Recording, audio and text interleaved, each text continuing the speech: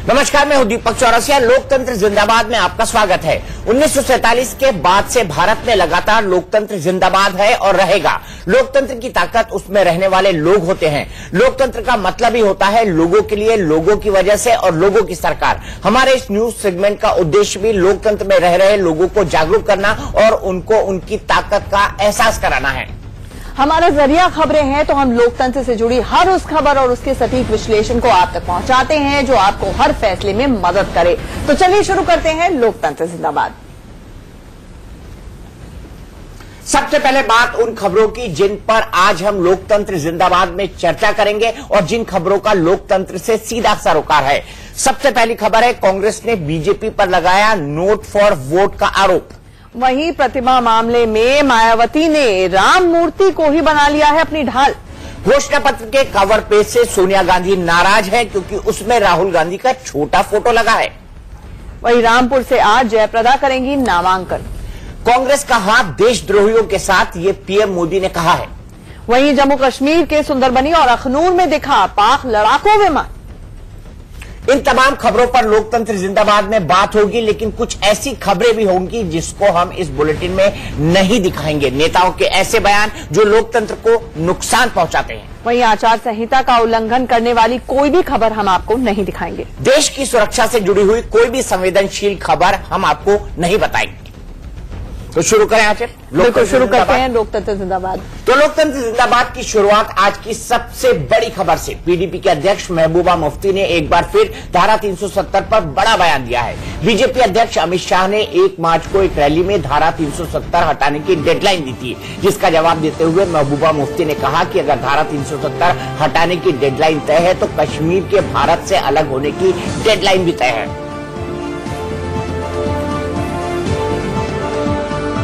मुलायम सिंह के सवाल के मैं क्या बोलूं, उनके अपने जो उनके वालिद महाराजा हरी सिंह उन्होंने 370 के बारे में ये शर्तें रखी जिसको शेख साहब ने एंडोर्स किया है।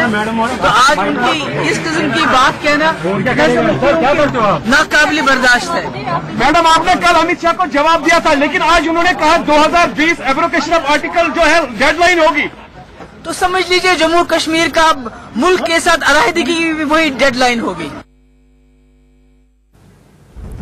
तो आजकल कितना गंभीर मानती है आप महबूबा मुफ्ती के इस बयान को कि अगर धारा 370 हटाने की कोशिश की गई, जो प्रैक्टिकल तौर पर मुझे नहीं लगता कि इस डेमोक्रेसी में, इस वाइब्रेंट डेमोक्रेसी में अभी के हालात में संभव है, लेकिन फिर भी क्या महबूबा मुफ्ती के इस बयान को धमकी मानती है? महबूबा मुफ्ती का ये बयान धमकी है, लेकिन साथ ही साथ जो बीजेपी का नैरेटिव है क्या वो भी अपने आप में धमकी है? ये मेरा भी सवाल है। वो इसलिए क्योंकि आप महबूबा मुफ्ती के पिछले कुछ दिनों के बयान देख लीजिए, ये पहला बयान नहीं है। उमर अब्दुल्ला के बयान देख लीजिए, जब उन्होंने कहा कि जम्मू कश्मीर का एक अलग पीएम भी हो सकता है अगर धारा 377 के साथ छेड़छाड़ की गई। हमें प्री 1953 या फिर प्री 1947 ईरा में जाना होगा, जो ट्रीटी ऑफ एनेक्सेशन थी। अगर उससे पहले वाली स्थिति हम पैदा करने की कोशिश करते हैं तो जम्मू कश्मीर अलग हो जाएगा। तो देखिए, ये वहां की राजनीतिक हकीकत है।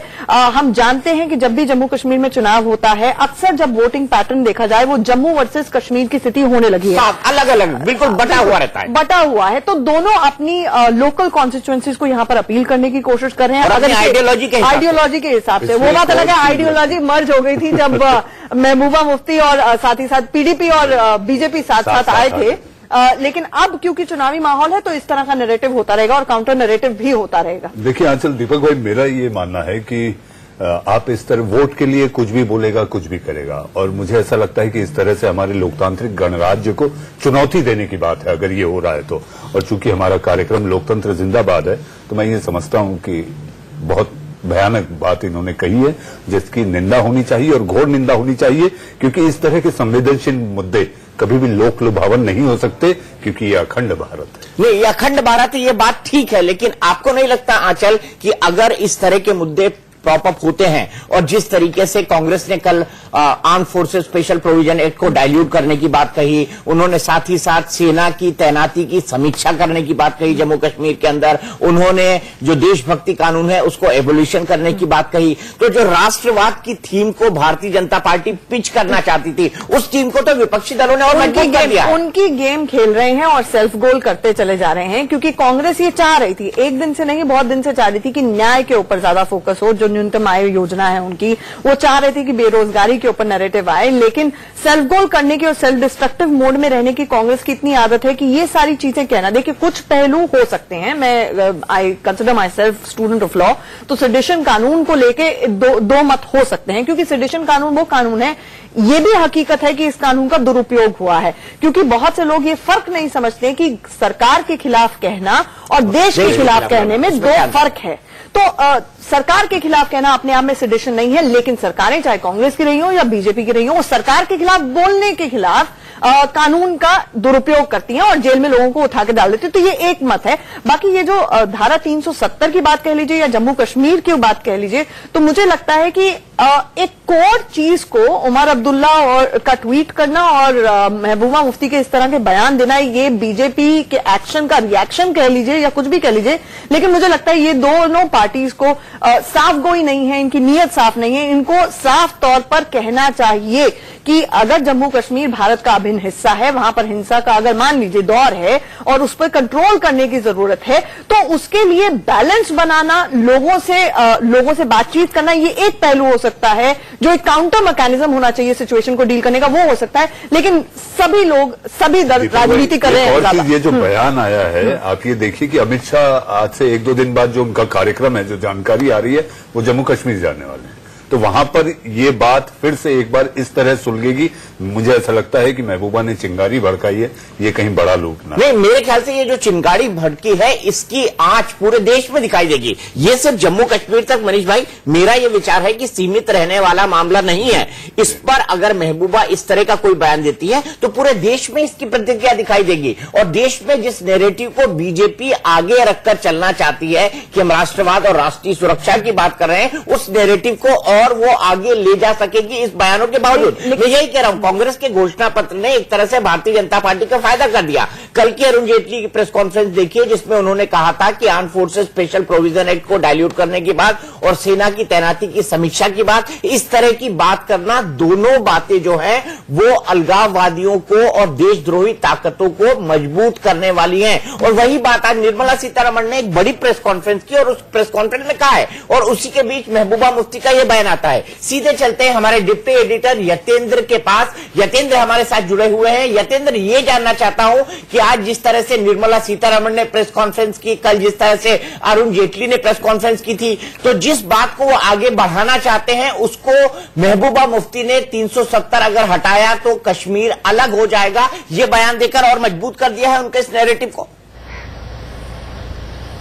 देखिए, बिल्कुल दीपक जी, उनके नैरेटिव को बिल्कुल पूरी तरह से मजबूत किया है, क्योंकि बीजेपी को एक बैठे बैठाए मौका भी मिल गया है कि एक लोक लुभावन मैनिफेस्टो की घोषणा उसके द्वारा की गई कांग्रेस के द्वारा, लेकिन एक चूक जो कह सकते हैं जिसका फायदा सियासी तौर पर बीजेपी को मिल सकता है, और बीजेपी उसका सियासी फायदा उठाने के लिए अब कोई कोर कसर नहीं छोड़ना चाहती। कल अरुण जेटली ने प्रेस कॉन्फ्रेंस की, आज निर्मला सीतारमण ने प्रेस कॉन्फ्रेंस की, और सुबह ही इस पूरे मुद्दे को लेकर खुद प्रधानमंत्री मोदी ने जो अरुणाचल प्रदेश में रैली हुई उसमें जमकर हमला बोला है। और साफ तौर पर हमला वही है कि जो देश की सुरक्षा से जुड़ा हुआ मामला है, राजद्रोह को लेकर जो कांग्रेस की तरफ से मैनिफेस्टो में कहा गया है कि अगर उनकी सरकार आती है तो इस धारा को हटा दिया जाएगा। तो साफ तौर पर बीजेपी ने इसको अपना मुद्दा बना लिया है। चुनावी दौर में मोदी ने जिस तरह से इस मुद्दे को उठाया, अरुण जेटली और निर्मला सीतारमण की जो प्रेस कॉन्फ्रेंस सिलसिलेवार होती है, उससे जाहिर है कि अब बीजेपी इस मुद्दे को किसी भी हालत में नहीं छोड़ेगी, क्योंकि राजद्रोह का मुद्दा, देशद्रोह का मुद्दा जो आम लोग होते हैं, आम जनता होती है, उसके दिलो दिमाग पर छाने वाला मुद्दा है, सियासी फायदा पहुंचाने वाला है। और कांग्रेस को लगता है कि कहीं ना कहीं रणनीतिक चूक कर बैठी है, क्योंकि टुकड़े टुकड़े गैंग वाला मुद्दा इसी से जुड़ा हुआ है, सेना को जो अफसर मिला हुआ है उसको हटाने का मुद्दा इसी से जुड़ा हुआ है। तो कहीं ना कहीं सियासी तौर पर फायदा बीजेपी लेना चाहती है, और एक रणनीति भी है, क्योंकि यह देश की सुरक्षा से जुड़ा हुआ मुद्दा है। तो बीजेपी अब कोई कोर कसर नहीं छोड़ेगी, और साफ तौर पर कांग्रेस के ऊपर जवाबी हमला, करारा हमला बोला है। और अब जाहिर है कि 370 का मुद्दा जो महबूबा मुफ्ती ने बयान दिया है कि अगर 370 हटती है तो जम्मू कश्मीर भी देश से अलग हो जाएगा। साफ जाहिर है कि अब बीजेपी इस मुद्दे को नहीं छोड़ेगी, इसको और जोर शोर से उठाएगी, और कहीं ना कहीं जो जनता का जो दिलो दिमाग है, जो आम लोगों के जो दिल की धड़कन में जम्मू कश्मीर बसता है, वो अब उसका गुबार निकालने की कोशिश करेगी अपनी रणनीति के थ्रू, और कहीं ना कहीं बताएगी कि जम्मू कश्मीर अभी नंग है, उसको किसी भी हालत में अलग नहीं किया जा सकता। अगर कोई इस तरह की बात करता है, कोई धारा को हटाने की बात करता है या अलगाववादियों या देशद्रोहियों का साथ देने की कोशिश करता है, तो जनता उसका जवाब देने के लिए तैयार है। वोट को डंके की चोट पर वोट किया जाएगा और ऐसे अलगाववादी देशद्रोहियों को उनकी ही भाषा में जवाब दिया जाएगा। और खुद अमित शाह भी कह चुके हैं कि किसी भी हालत में जम्मू कश्मीर अलग नहीं हो सकता। और 370, हालांकि अभी कोर्ट में मामला है, कोर्ट के थ्रू उसको सुलझाने की कोशिश की जा रही है, क्योंकि बीजेपी ने साफ तौर पर कहा, या संघ का ग्रुप बड़े साफ तौर पर कहता है कि 370 और जो उसमें आर्टिकल 35 कैपिटल ए है, उसको पिछले दरवाजे से चुपके से तब की तत्कालीन सरकार लाई थी, संसद की मंजूरी उस पर नहीं मिली थी। तो ऐसे में अब कोर्ट को इस पर फैसला देना और कोर्ट के फैसले के आधार पर बीजेपी अपनी रणनीति बनाएगी, लेकिन उसने जाहिर कर दिया है कि 370 को वो किसी भी हालत में नहीं छोड़ेगी। जी पाटिल, यहां पर सबसे जो दिलचस्प बात है वो ये है कि जैसे ही कश्मीर का मसला आता है, धारा 370 का मसला आता है, एनसी और पीडीपी जो है एक बहुत ही हार्डकोर स्टैंड लेते हैं। लेकिन भारतीय जनता पार्टी के बाद इस बात का क्या डिफेंड होगा कि जिस पीडीपी की बात आज आप कर रहे हैं कि ये देशद्रोही पार्टी है, देश के खिलाफ है, अलगाववादियों का समर्थन करती है, एक हद तक आतंकवादियों का समर्थन करती है, तो ऐसी पार्टी के साथ भारतीय जनता पार्टी ने आखिरकार रिश्ता क्यों रखा था? रिश्ता रखा था कॉमन मिनिमम प्रोग्राम। अगर पॉलिटिकल उसमें देखा जाए तो पॉलिटिकल जवाब तो यही है कि उस वक्त जम्मू कश्मीर के हालात ये थे कि हमें स्टेबल सरकार चाहिए थी और हमने कॉमन मिनिमम प्रोग्राम किया। लेकिन जो कैच सिचुएशन आती है वो तब से शुरू होती है जब बुरहान वानी को घुसकर जब वो मारा गया था। उसके बाद महबूबा मुफ्ती, हालांकि दोनों की रिलेशनशिप सार होना तब से जरूर शुरू हुई, लेकिन बहुत अरसे तक एक लैकाडिजिकल अप्रोच, एक बहुत बड़ा लेड बैक एटीट्यूड बीजेपी का रहा, जब वो साथ में कंटिन्यू करते रहे पीडीपी के। और सब लोग ये कहते थे, मैं जम्मू कश्मीर गई थी जब वहां पर लोकल चुनाव हो रहे थे बहुत पहले, तो वहां पे पीडीपी के लाउड स्पीकर जो ऑटो पे चलते थे वो भी ऐसी बातें करते थे जो अगर मान लीजिए सुनवा दी जाए तो अपने आप में मुझे लगता है एक तो कैंपेन ही इतना हाई पिच और हाई वोल्टेज उस तरह का है, भड़काऊ होता है। तो आप सोचिए कि जो लाउड स्पीकर पे जनरली बज रहा है, क्या वो पीडीपी के नेता अगर आके कह दे तो आप उनके साथ जाने के लिए तैयार हैं? आप उस वक्त पॉलिटिकल कंपल्सर्स बना दीजिए, कॉमन मिनिमम प्रोग्राम बना दीजिए, लेकिन सच ये है कि जमीन के ऊपर कॉन्फ्लिक्टिंग आपकी आइडियोलॉजीज हैं, वो तो थी, और उसके बाद आप इकट्ठे आए। और दिलचस्प बात यह है कि हालांकि 370, 35 ये सुप्रीम कोर्ट में लंबित पड़ा हुआ है, हालात जब भी इस मामले की सुनवाई होती है बंद कॉल हो जाती है और उसके बाद सब चाहते हैं Kashmir pot should remain boiling, लेकिन जब सबको फायदा है, राजनीतिक तौर पर फायदा है, लेकिन जब भी रेजोल्यूशन की बात आती है, प्रॉब्लम सोल्यूशन की बात आती है, तब सब पीछे हट जाते हैं। हाल ही में अरुण जेटली ने एक 35A पे बहुत बड़ा आर्टिकल लिखा था कि 35A क्यों इसकी जरूरत नहीं है, और जब उन्होंने आर्टिकल लिखा था तो ट्विटर पर एक आम व्यक्ति ने उनको जवाब भी दिया था कि आज आप ये आर्टिकल लिख रहे हैं, लेकिन जब सुप्रीम कोर्ट के अंदर ये पूरा मामला आया था तब सरकार ने, केंद्र सरकार ने इस पर कोई स्पष्ट राय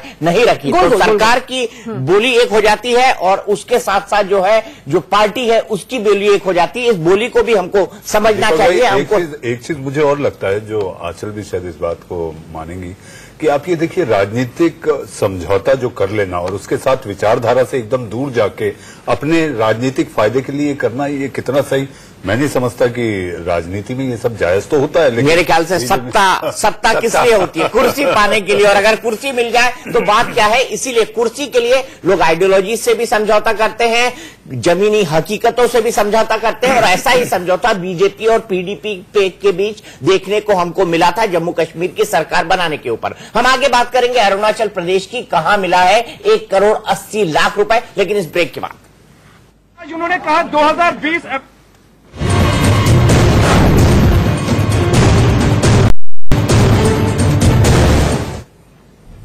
कांग्रेस ने अरुणाचल प्रदेश के मुख्यमंत्री पेमा खांडू और भाजपा पर रुपयों के बदले वोट खरीदने का आरोप लगाया है। कांग्रेस नेता रणदीप सुरजेवाला ने दावा किया है कि सीएम पेमा खांडू के काफिले से 1,80,00,000 रुपए बरामद हुए हैं। कांग्रेस ने कहा है कि ये रुपए कल रात में बरामद किए गए। कांग्रेस का आरोप ये है कि इससे बड़ा कैश फॉर वोट घोटाला क्या हो सकता है कि रात को 12 बजे पैसा पकड़ा जाता है और सुबह 10 बजे प्रधानमंत्री नरेंद्र मोदी रैली कर रहे हैं। कांग्रेस ने सवाल उठाया कि क्या ये पैसा पीएम की रैली में भीड़ को लाने के लिए दिया जा रहा था। 10:30 cash for vote scandal Bharatiya Janata party का असली चेहरा उजागर कर रहा है। Cash for vote, note low vote दो। कल रात को अरुणाचल प्रदेश में रात के लगभग 10:30 बजे सूचना आई और 12 बजे अरुणाचल प्रदेश के भारतीय जनता पार्टी के मुख्यमंत्री पेमा खांडू और उनके साथ उस समय थे शायद उप मुख्यमंत्री चाउना माइन और बीजेपी के अरुणाचल प्रदेश के अध्यक्ष तापिर गाव। मुख्यमंत्री के कॉन्वॉय पर रेड होती है इसलिए कि वहां इल्लीगल कैश ले जाने का इल्जाम लगाया जा रहा है। और जब मुख्यमंत्री का कॉन्वॉय चेक किया जाता है तो उसमें से 180 लाख रुपया 500 रुपए के नोट के अंदर 180 लाख रुपया 500 और दूसरी करेंसीज के नोट के अंदर वो बरामद होता है। इससे बड़ा कैश फॉर वोट स्कैंडल क्या हो सकता है, क्योंकि रात को 12 बजे रिकवरी होती है और सुबह 10 बजे प्रधानमंत्री नरेंद्र मोदी पासी घाट में रैली का संबोधन इस समय कर रहे हैं। क्या यह पैसा प्रधानमंत्री की रैली में लोगों को लाने के लिए दिया जा रहा था? सवाल हम पूछ। तो कांग्रेस बड़ा आरोप लगा रही है आंचल, और नॉर्थ ईस्ट की राजनीति में वैसे ही पैसा काफी चलता है। पैसा काफी चलता है, बल्कि कांग्रेस से अगर सूत्रों के हवाले से पूछा जाए, क्योंकि वहां पर जिस तरह से कमल अलग अलग स्टेट्स में खिला जहां पर प्रेजेंस नहीं थी, और बीजेपी खासतौर से इन चुनावों में जो नॉर्थ में उसको घाटा होगा, खासतौर से उत्तर प्रदेश की बात हो रही है, उसको वो वेस्ट बंगाल और पूर्वी भारत में वो फिल करने की कोशिश कर रही है। ऐसे में कांग्रेस के लोग लगातार कह रहे हैं, जिस तरह से हमने सत्ता परिवर्तन देखे हैं, वहां पर दल बदल की राजनीति देखी है, कांग्रेस कहती है वहां पर सिर्फ एक चीज चलती है, पैसा चलता है ऑफ द रिकॉर्ड। और आज उसी तरह का आरोप, पैसा पूरे चुनाव में चलता है, राजनीति में इसके बगैर राजनीति संभव नहीं है। लेकिन छोटे राज्यों में ये दिखाई पड़ता है। अब आप गोवा की बात करें तो वहां पैसा नोट भले ही रोक में ना चले, लेकिन गाड़ियां बढ़ती हैं, बड़े बड़े वहां पर जो टीवी सेट्स हैं, ये सारी चीजें खुलेआम बढ़ती है क्योंकि छोटी जगह है और बात खुल जाती है। तो नॉर्थ ईस्ट में भी आपको लगता है यही दिखाई देता है? हाँ, मेरे ख्याल से यहाँ रोकड़ा दिखाई दे रहा है। रोकड़ा दिखाई दे रहा है। चुनाव आयोग क्या करेगा? चुनाव आयोग क्या करेगा, इस पर हम सीधे चलते हैं सुमित के पास। सुमित हमारे सहयोगी जुड़े हुए हैं। सुमित, इसके अलावा कांग्रेस के नेता क्या कह रहे हैं, क्या कदम उठाने वाले हैं इस मुद्दे को लेकर, या सिर्फ जनता के बीच जाकर वो चुप हो जाएंगे? देखिए, कांग्रेस का एलिगेशन या फिर उनका आरोप उसी समय आया जब प्रधानमंत्री मोदी जो है वो पासीघाट में एक रैली को संबोधित कर रहे थे। और खास बात यह कि कांग्रेस ने कुछ वीडियोस भी दिखाई, दीपक जी, कुछ, हालांकि उनकी ऑथेंटिसिटी उन पिक्चर्स की, उन वीडियोस की हम नहीं कह सकते, लेकिन उनका यह कहना है कि ये उसी कॉन्वॉय के उसी समय के हैं, कल रात 10:30 बजे के। और 1 करोड़ 80 लाख रुपए के करीब जो बरामदगी है वो की गई है। हालांकि लोकल एडमिनिस्ट्रेशन अब भी इस बात को तो मान रहा है कि ऐसे कॉन्वॉय में था, लेकिन वो किसकी गाड़ी थी, कॉन्वॉय के साथ अटैच थी या फिर कॉन्वॉय को सिर्फ फॉलो कर रही थी किसी सिविलियन की गाड़ी, ये सभी पहलुओं को जब तक जांच नहीं होगी, जब तक इलेक्शन कमीशन इसके ऊपर कमेंट नहीं करेगा। लेकिन खास बात यह कि अक्सर इलेक्शन के समय हमने देखा है कि इसी तरीके से वोटरों को रिझाने के लिए या फिर उनको खरीदने के लिए या फिर उनको किसी न किसी तरीके से ओबलाइज करने के लिए इन चीजों का इस्तेमाल अक्सर चुनावों में किया जाता है। यही वजह है कि इलेक्शन कमीशन अब न सिर्फ ऐसे कॉन्वॉयज के ऊपर बल्कि ऐसी सभी छोटी छोटी चीजों पर नजर रखता है जहां पर वोटरों को किसी भी तरीके से इन्फ्लुएंस ना किया जा सके। दीपक जी, ठीक है सुमित, आप खबर पर नजर बनाए रखिए, हम आपके पास फिर आएंगे तो लोकतंत्र जिंदाबाद में आगे की बात होगी, आगे की खबरें बताएंगे। हम बताएंगे कि कौन कौन आज नॉमिनेशन करने वाला है, क्योंकि जयाप्रदा भी नॉमिनेशन करने वाली है, उनके बारे में बताएंगे कि किस तरह से मंदिर और मजार पर वो मत्था टेक रही है। ब्रेक के बाद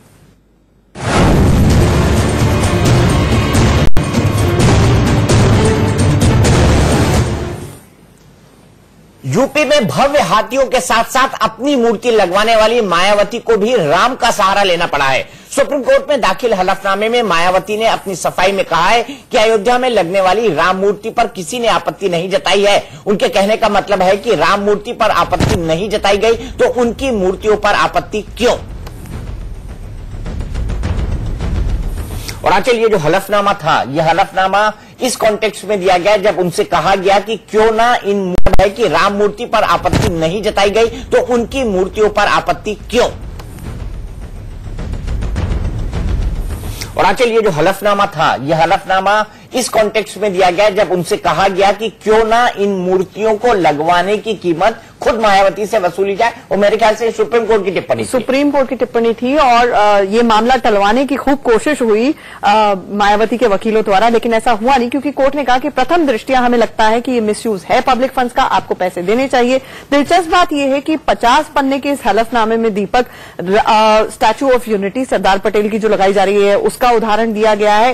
तमाम स्टेट्स, न सिर्फ कांग्रेस का उदाहरण दिया गया है, स्टैच्यू ऑफ यूनिटी का, लिबर्टी का मैं कह रहा हूं, अमेरिका मायावती जी से ये एक्सपेक्ट किया जा सकता है कि वो कोई भी तर्क दे सकते हैं। लेकिन मेरी जो अंडरस्टैंडिंग है, हमारे साथ आशीष लीगल पर्सपेक्टिव देंगे, एक नॉर्मल अंडरस्टैंडिंग है कि मायावती ये कह रही है कि जो मेमोरियल्स बनाए गए, एक तो ये दलित की बेटी कार्ड कहीं ना कहीं इसमें शब्दों का प्रयोग नहीं है, लेकिन ये जरूर कहा गया है कि को दिखाने के लिए ये शब्द का इस्तेमाल किया जाता है। ऑप्रेस्ड लोग, जब हाथी जो है वो बुद्धिज्म का प्रतीक है, हिंदुओं के कास्ट सिस्टम के खिलाफ का प्रतीक है, इसलिए ये लगाया गया। बीएसपी का इलेक्शन सिंबल है। तो तकनीकी लीगल आर्ग्यूमेंट्स अलग दी गई हैं, लेकिन एक तरह से ये जो एक तो ये कार्ड खेलने की कोशिश की गई है। कांग्रेस के जो नेहरू गांधी परिवार की प्रतिमाएं हैं उसका उदाहरण दिया गया है, स्टैच्यू ऑफ यूनिटी का उदाहरण दिया गया है, जयललिता का उदाहरण दिया गया है, एनटीआर का स्टैच्यू लग रहा है आंध्र प्रदेश में, उसका उदाहरण दिया गया है। तो तमाम फेहरिस्त गिनाई है। और सबसे बड़ी बात कि योगी सरकार की कैबिनेट ने किस तरह से भगवान राम की भव्य मूर्ति के लिए सैंक्शन दे दी है उसका उदाहरण दिया गया। लेकिन कैचवर्ड मुझे लगता है दीपक इसमें यही है, ये सारे मेमोरियल्स हैं, वो लोग जो हमारे बीच में नहीं हैं, सरकारें उसके बाद इनको बना रही हैं। तो ये तो लाइन ड्रॉ करनी पड़ेगी कहां पे कि ये पब्लिक फंड्स, एक होता है मेमोरी में बनाना टूरिस्ट अट्रैक्शंस की तरह, और एक होता है आप जी रहे हैं, जीते जागते किस तरह से पब्लिक फंड्स का दुरुपयोग होता है। जिस देश के अंदर रिकॉर्ड मालनरिश बच्चे हैं, हेल्थ एजुकेशन सफर कर रही है, तो क्यों ना पब्लिक फंड्स का इस तरह से दुरुपयोग रोका जाए। और मुझे लगता है इसको लेकर स्ट्रिंजेंट गाइडलाइन सुप्रीम कोर्ट की आनी चाहिए। इसमें मुझे लगता है आंचल, दीपक भाई, कि आप देखिए पत्थर दिल राजनेता फिर राम के आसरे पहुंच गए कि राम की आड़ में आप अपनी चीज को बचा लीजिए। मुझे ऐसा लगता है राजनीति में राम और राजनीति दोनों बिल्कुल साथ साथ नहीं, राम और राजनीति की हम बात करेंगे, लेकिन हम पहले ये समझ लेते हैं आशीष से कि किस संदर्भ में मायावती ने राम के शब्द का इस्तेमाल किया है, भगवान राम के नाम का इस्तेमाल किया है। आशीष, किस संदर्भ में भगवान राम के नाम का इस्तेमाल किया है? कहीं ये संदर्भ तो हम नहीं ड्रॉ कर सकते कि चूंकि राम की मूर्तियां लगती है तो मायावती जी कह रही है मेरी मूर्तियां भी लगे। देखिए, कुल मिलाकर ये संदर्भ ये है दीपक जी कि आखिर जो पब्लिक मनी है उसका यूज वो मूर्तियां लगाने में कैसे कर सकती हैं। मायावती का जो ये एफिडेविट है दीपक जी, ये बेहद दिलचस्प है, क्योंकि मायावती ने यहां पर एक तीर से दो निशाने लगाए हैं। सबसे पहला निशाना सुप्रीम कोर्ट का जो ऑब्जर्वेशन था, जिसमें सुप्रीम कोर्ट ने कहा कि क्यों ना मूर्तियों पर लगाया गया जो पैसा है वो बसपा पार्टी और बीएसपी सुप्रीमो मायावती से वसूला जाए। उसमें मायावती ने कहा है कि विधानमंडल द्वारा ये पैसा पास किया गया था, जन भावना को देख के ये पैसा पास किया गया था, लिहाजा कोर्ट को इस पे दखल नहीं देना चाहिए। इसी बाबत उदाहरण श्री राम की मूर्ति का दिया गया है। और हाल में ही जब पिछले साल योगी सरकार ने जो 200 करोड़ रुपए सैंक्शन किए हैं 221 फीट ऊंची प्रतिमा के लिए, उसके रिगार्डिंग इन्होंने ये बात कही है कि इसमें कोर्ट को दखल नहीं देना चाहिए। दूसरी अहम बात यह है कि उन्होंने बेहद स्मार्टली यहां पर दलित कार्ड खेल दिया है। उन्होंने अपनी शादी का भी जिक्र किया है। मायावती ने रिवील किया है अपने एफिडेविट में कि आखिर उन्होंने शादी क्यों नहीं की। उन्होंने कहा कि जो गरीब हैं, जो पिछड़ा वर्ग है, उसके उत्थान को लेकर उन्होंने अपना पूरा जीवन समर्पित कर दिया और इसी वजह से उन्होंने शादी नहीं की। दलित की जो भावना है, जो पिछड़े वर्ग की भावना है, वो चाहते थे कि एक मूर्ति बने, काशीराम जी की मूर्ति बने, भीमराव अंबेडकर की मूर्ति बने, दलित की बेटी की बने। तो ये तमाम बातें उन्होंने अपने हलफनामे में कही हैं। लोकसभा के चुनाव होने वाले हैं, दलित कार्ड भी खेल दिया, सुप्रीम कोर्ट के सवाल का जवाब भी दे दिया। लेकिन देखना दिलचस्प होगा कि क्या सुप्रीम कोर्ट इसे मेमोरियल के तहत लेता है या नहीं लेता है, क्योंकि ये एक बड़ा सवाल सुप्रीम कोर्ट के सामने रहेगा। जितने भी उदाहरण मायावती ने अपने हलफनामे में दिए हैं, चाहे वो जयललिता, राजीव गांधी का दिया हो, अटल बिहारी वाजपेयी का दिया हो, एनटी राव का दिया हो, जितने भी उदाहरण दिए हैं सब इस समय गुजर चुके हैं। लेकिन मायावती ऐसी शख्स हैं जिन्होंने जीवित रहते हुए अपनी मूर्तियां लगाई। इस बारे में सुप्रीम कोर्ट ने चिंता जाहिर की थी। एक सवाल हाथी का भी उठा था। मायावती ने कहा कि यह वास्तुशिल्प का नमूना है। मायावती का जो चुनाव चिन्ह है हाथी, उसमें उनकी सूंड नीचे के साइड है, यहाँ ये स्वागत मुद्रा में खड़ा है। ऐसा नहीं है कि केवल ये पार्कों में है, इसके अलावा राष्ट्रपति भवन और तमाम जगह की उन्होंने उदाहरण दे दिए जहां हाथी जो है वो स्वागत के मुद्रा में हाथी की जो मूर्तियां हैं वो लगाई गई हैं। ये तमाम बातें मायावती ने अपने हलफनामे में कही है। देखना ये होगा कि क्या सुप्रीम कोर्ट इन बातों से सहमत हो पाएगा जो मायावती ने दलीलें दी हैं या नहीं। ठीक है आशीष, आप हमारे साथ जुड़े रहिए। मैं एक सवाल जो पॉलिटिकल इंटरप्रिटेशन का है, उसके निहितार्थ खोजने का है, वो मैं मनीष भाई के पास ले जाता हूं। मनीष भाई, क्या मायावती ये कहने की कोशिश कर रही हैं कि भगवान राम की मूर्ति लग सकती है तो मेरी क्यों नहीं? देखिए दीपक भाई, अपने आप में ये तुलना ही मुझे ऐसा लगता है कि सारी मर्यादाएं तोड़ती है। और मर्यादा पुरुषोत्तम प्रभु राम भी अगर देख रहे होंगे, सुन रहे होंगे कि आखिर राजनेता इतनी मर्यादाएं तोड़कर अपने आप को भगवान की तुलना में अगर खड़ा कर दें तो मेरे ख्याल से बीजेपी इससे परेशान होना लाजमी है। परेशान होना लाजमी। लेकिन आपको क्या लगता है आशीष, जो आपने कहा क्या स्मारक की श्रेणी में लेता है, क्या स्मारक के लिए भी गाइडलाइंस तय हैं? क्या सुप्रीम कोर्ट के सामने ऐसा कोई सवाल है कि किस संदर्भ में इसको लिया जाए, स्मारक में लिया जाए या अपनी मूर्तियां लगवाई गई है इस संदर्भ में लिया जाए, किस संदर्भ में लिया जाए इस पूरे खर्चे को? इस पर सुप्रीम कोर्ट ने अभी तक क्या टिप्पणी की है, क्या बात कही है? देखिए दीपक जी, अभी फिलहाल क्वेश्चन ऑफ लॉ इस पे डिसाइड नहीं हुआ है, लेकिन मुझे लगता है कि इस जो पिटीशन है रविकांत की, अगर सुप्रीम कोर्ट उस पर सुनवाई आगे भी जारी रखेगा तो क्वेश्चन ऑफ लॉ जरूर डिसाइड सुप्रीम कोर्ट करेगा कि आखिर इस तरह के मामलों में क्या जो पब्लिक फंड है, जो एक्सचेकर का फंड है, क्या उसे यूज करने की इजाजत दी जा सकती है या नहीं। मायावती ने जो यहां पर श्री राम का उल्लेख किया है, मुझे लगता है यहां पर ये उनके लिए थोड़ा सा ड्रॉबैक होगा दीपक जी, क्योंकि यहां पर उन्होंने सीधी तुलना अपने भगवान श्री राम से कर दी है और शायद ये जनमानस के गले नहीं उतरेगा। वो दरअसल उदाहरण देना चाहती थी यहां पर कि 200 करोड़ रुपए अगर श्री राम की मूर्ति के लिए दिया जा सकता है तो उनकी मूर्ति के लिए क्यों नहीं दिया जा सकता। ये उदाहरण के संदर्भ में उन्होंने ये सारी चीजें लिखी, चाहे शिवाजी की लिखी, चाहे राम की मूर्ति को लेकर लिखी हो। यहां पर राम का उन्होंने उल्लेख किया है। जाहिर तौर पर लोकसभा के चुनाव है और जो दूसरी पार्टियां हैं वो इस मुद्दे को भुनाने की कोशिश करेंगी, क्योंकि यहां पर एक जीवित व्यक्ति की तुलना सीधे भगवान से की गई है। मैं इसको एक बड़े ही डिस्पैशनेट तरीके से अगर दीपक देखूं, और हो सकता है मायावती की तरफ से ये, क्योंकि वकील के नजरिए से देखूं, ये दलील दी जाए कि देखिए भगवान राम एक आस्था का सवाल है, वो एक धर्म के हैं, तो अगर सरकारों के पास ये हक हो सकता है कि अगर वो मेजॉरिटी में है और कैबिनेट फंड्स को एलोकेशन करे किसी भगवान की मूर्ति लगवाने के लिए, तो फिर कल को ईसाई धर्म और भी जगहों से इस तरह की आवाजें उठ सकती है। क्या स्टेट को ऐसी इस तरह से रिलीजियस होना चाहिए, क्योंकि हम एक सेकुलर देश हैं? तो आर्ग्यूमेंट काउंटर आर्ग्यूमेंट दोनों तरफ से हो सकती है, लेकिन फिर भी एक बहुत बड़ा सवाल इसमें ये आ जाता है कि मान लीजिए कोई भी राज्य हो जहां पर सरकारें बदलती रहती हैं, ब्रूट मेजॉरिटी में कोई आते हैं, अभी तक अदालतें अपने पांव खींचती रही हैं कि आप अपने पैसे का, पब्लिक फंड्स का, बजट का किस तरह से इस्तेमाल करते हैं। Economics of it all courts don't enter, लेकिन जहां मिसयूज होगा of public funds, courts have every right कि वो जो आम जनता है उसके बारे में सोचे, उसकी सुख सुविधाओं के बारे में सोचे। हम जानते हैं कि कैग जो है वो एनालाइज कर सकता है कि सरकार ने अपने फंड्स को ठीक तरह से इस्तेमाल किया या नहीं किया, दुरुपयोग किया, स्कैम हो सकता है या नहीं हो सकता। पब्लिक पॉलिसी में भी बल्कि हमने देखा कि जब स्कैम्स हुए थे, कोल एलोकेशन इत्यादि, उसमें एक स्टेप फर्दर लिया। तुलना गलत है। ये उदाहरण नहीं, उदाहरण दिए गए हैं और यहीं पे कैच है। मैं वही कह रही हूं मनीष भाई, एक सबसे बड़ा कैच जो मैंने बोला, मेमोरियल हैं ये सारे के सारे, यानी कि वो शख्स नहीं है। इसमें वाजपेयी जी का भी उदाहरण दिया गया है, और क्योंकि योगी आदित्यनाथ तो गोरखपुर पीठ से जुड़े हुए हैं, वो तो महंत हैं, तो महंत अवैधनाथ का भी उदाहरण दिया गया, लेकिन ये सब लोग इस वक्त दुनिया में नहीं है, तो ये मेमोरियल की दृष्टि से है। लेकिन मायावती ने चाहे वो हाथी का उदाहरण दिया हो, जो सिंबल्स थे, या फिर अपनी प्रतिमाएं लगाई हो, कांचीराम की प्रतिमाएं लगाई हो, वो जब जीवित थे तब लगाई हैं, तो वो तो आप प्रचार प्रसार के लिए अपना इस्तेमाल कर रहे हैं पब्लिक फंड्स को, वो सरासर गलत है, इसमें कोई दो राय नहीं। मैं एक बात आपसे जानना चाहता हूं और एक बात मनीष भाई आपसे भी जानना चाहूंगा, क्या आपको लगता है कि पब्लिक फंड का इस तरह का इस्तेमाल उचित है? क्या मायावती ने ठीक किया? कैसे भी नहीं है, मैं वही तो कह रही हूँ। पब्लिक फंड्स का ये जो सेकंड श्रेणी में केसेस आते हैं, जिनके उदाहरण मायावती ने दिए हैं, ये सेकंड स्टेप है कि हम एक गरीब मुल्क हैं। आप शिवाजी की अगर प्रतिमा 3,500 करोड़ की लगा रहे हैं, क्या हम वो अफोर्ड कर सकते हैं? This is a second debate. लेकिन पहली डिबेट ये है, जीते जाते आप सरकार में, सरकारी पैसा आपके हाथ में, क्या उसको आप अपनी प्रतिमा, कल को आंचल आनंद बन जाती है मुख्यमंत्री, तो मैं क्या पूरे देश में या अगर आप मुख्यमंत्री बन जाए तो हम आपकी प्रतिमा लगवा देंगे।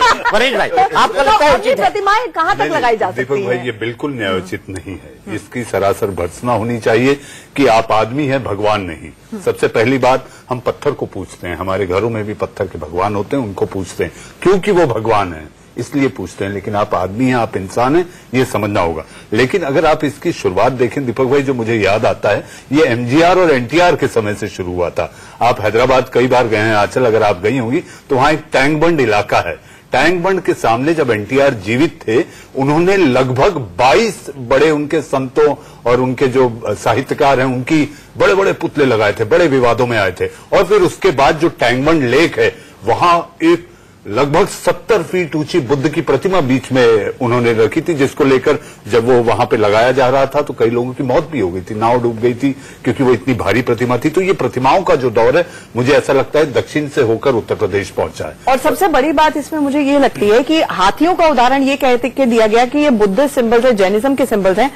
बुद्ध मूर्ति पूजन के खिलाफ ही, जिसके खिलाफ आवाज उठी थी, उसी के खिलाफ थे, और उसी की प्रतीकात्मक आप इस्तेमाल कर रहे हैं, आप प्रतिमाएं लगाते फिर रहे हैं। तो ये तो अपने आप में ही जो आप कर रहे हैं वो आस्था की दृष्टि से भी गलत है, और ऊपर से पब्लिक फंड्स का तो दुरुपयोग है ही। बिल्कुल सरासर। और दीपक भाई, जैनिज्म बुद्धिज्म से ज्यादा शास्त्रों को देखना चाहिए, भगवान गणेश क्या है। तो केवल ये उल्लेख करना कि भाई ये जैनिज्म है या बुद्धिज्म है, मेरे ख्याल से शास्त्रों को भी झांकना था। चलिए आगे चलते हैं। हम इस बहस के अंदर पूरे वक्त नहीं उलझे रह सकते आंचल, मुझे पता है आपका प्रिय सब्जेक्ट है, लेकिन आगे देखते हैं कि प्रधानमंत्री ने आज कहां कैंपेन किया। अरुणाचल प्रदेश के पासीघाट से पीएम मोदी आज कांग्रेस पर जमकर बरसे। उन्होंने कांग्रेस के घोषणा पत्र पर सवाल उठाए और कहा कि कांग्रेस का हाथ देशद्रोहियों के साथ है। इसके अलावा उन्होंने ये भी कहा कि ये चुनावी वादों और इरादों के बीच का है। कांग्रेस ने देश में अलगाववाद बढ़ाने के लिए, हिंसा को प्रोत्साहन देने के लिए, देश को गाली देने वालों को प्रोत्साहन देने के लिए भी एक योजना बनाई है। जो तिरंगे झंडे को जलाते हैं, उसका अपमान करते हैं, जो आपकी तरह जय हिंद नहीं लेकिन भारत तेरे टुकड़े होंगे का नारा लगाते हैं, जो विदेशी ताकतों के हाथों में खेलते हैं, जो हमारी विरासत का अपमान करते हैं, जो बाबा साहब आंबेडकर जैसे मनीषियों की मूर्तियां तोड़ते हैं, ऐसे लोगों से भी कांग्रेस को सहानुभूति है। जो भारत के संविधान को, भारत के कानून के दायरे को नहीं मानते, ऐसे लोगों के खिलाफ देशद्रोह का जो कानून देश में है उसको खत्म करने का वादा ये कांग्रेस पार्टी ने किया है। देश के भीतर हो या देश के बाहर, भारत मां पर हमला करने वालों के खिलाफ आपका ये चौकीदार कठोर कार्रवाई कर रहा है। वहीं दूसरी तरफ विचारों से दिवालिये हो चुकी कांग्रेस सत्ता में वापसी की छटपटाहट में आज इतनी नीचे गिर चुकी है। एक तरफ इरादों वाली सरकार है तो दूसरी तरफ सिर्फ और सिर्फ झूठे वादों वाले नामदार है। इन लोगों की तरह ही इनका घोषणा पत्र भी भ्रष्ट होता है, बेईमान होता है, डकौसलों से भरा होता है और इसलिए उसे घोषणा पत्र नहीं डकोसला पत्र कहना चाहिए। इनके भ्रष्ट वायदों से आपको आगाह कर रहा है। तो प्रधानमंत्री की ये रैली थी पासीघाट में, लेकिन उसके बाद प्रधानमंत्री नरेंद्र मोदी सिलीगुड़ी में एक रैली को संबोधित करते हैं। आइए सीधे चलते हैं वहां। दीदी ने पश्चिम बंगाल के 70 लाख से ज्यादा किसान परिवारों के लिए उनके विकास के काम पर भी ब्रेक लगा दिया है। देश के तमाम राज्यों में पीएम किसान सम्मान योजना के तहत किसानों के बैंक खाते में ब्रेक लगा दिया है। देश के तमाम राज्यों में पीएम किसान सम्मान योजना के तहत किसानों के बैंक खाते में सीधे पैसे ट्रांसफर किए जा रहे हैं, लेकिन दीदी तो दीदी है, स्पीड ब्रेकर है, इसलिए पीएम किसान सम्मान योजना पर भी उन्होंने पश्चिम बंगाल में ब्रेक लगा दिया है। भाई और बहनों, ये भाजपा एनडीए की सरकार है जिसने गरीब आपका प्यार मेरे सर आंखों पर, भारत माता की, आप थोड़ा शांत रहेंगे। आपका उत्साह, ये आपकी चेतावनी दीदी तक पहुंच गई है। ये आपका प्यार दीदी की नींद हराम कर देगा।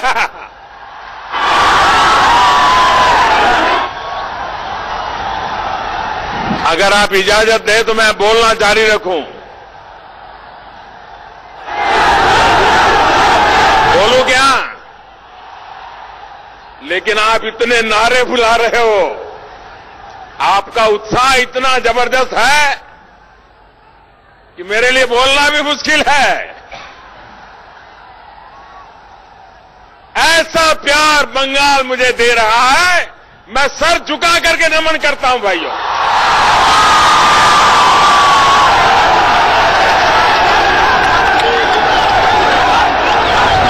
ये भाजपा एनडीए की सरकार है जिसने गरीब और मध्यम वर्ग के जीवन पर उसने जो कमाई को उसको लूटने से बचाने के लिए रेरा का कानून बनाया। इसका